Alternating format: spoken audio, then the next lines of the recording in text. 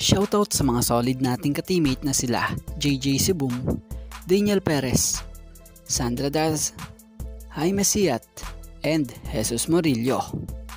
Justin Brownlee may matinding pahayag kay Jordan Clarkson at ating kilalanin ang bagong roster ng Bay Area Dragons na lalahok sa PBA Commissioner's Cup this 48th season, so wag na nga nating patagalin pa, tara at atin ang talakayin agad yan.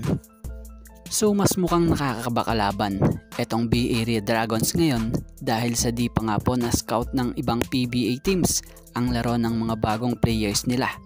Dahil ang Bay Area Dragons nga po ay may mga bagong players na pumirma na sa kanila. So 8 nga po ang magbabalik at 5 ang bago rito. So si Coach Brian Goorjian pa nga rin po ang kanilang magiging head coach ng team. So ito nga mga ka-teammate ang bagong roster na ilalabas ng Bay Area Dragons. Sa head coach, Brian Goorjian. Center position, Duncan Reed. Center position, Liu Chuanxin. Forward position, Juming Sin. Forward, Ramon Cao. Forward, Wang Yunzhang. Forward, Zheng Qilong. Forward, Zhu Songwei. Guard, Adili Cuervan. Guard, Glenn Yang. Guard, Hayden Blankley. Guard, Cabe Lam or Kobe Lam. Guard, Oliver Su.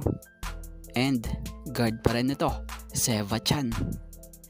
At about naman dito sa sumunod nating topic, sa kabila nga po ng di pagpili kay Justin Brownlee bilang naturalized player ng Gilas Pilipinas na gagamitin sa FIBA World Cup, masaya pa nga rin po si Justin Brownlee sa kalagayan ng koponan ngayon, lalo na't nandyan nga raw si Jordan Clarkson na isang lehitimong NBA player. Ayon nga mismo sa pahayag nitong si Justin Brownlee, "With JC, I'm happy like everybody else. Having a special talent like that come in and help out the team is amazing. For me, obviously, it would have been a dream come true for me to play in the World Cup, especially playing with the Philippines. I'm all for the bigger picture. This program is definitely not about me. I understand that.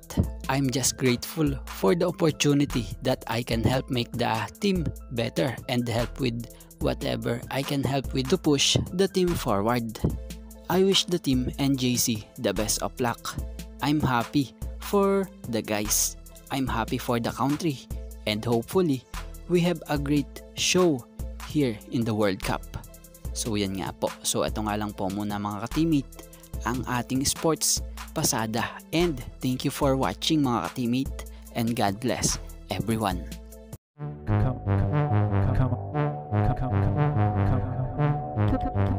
Come on.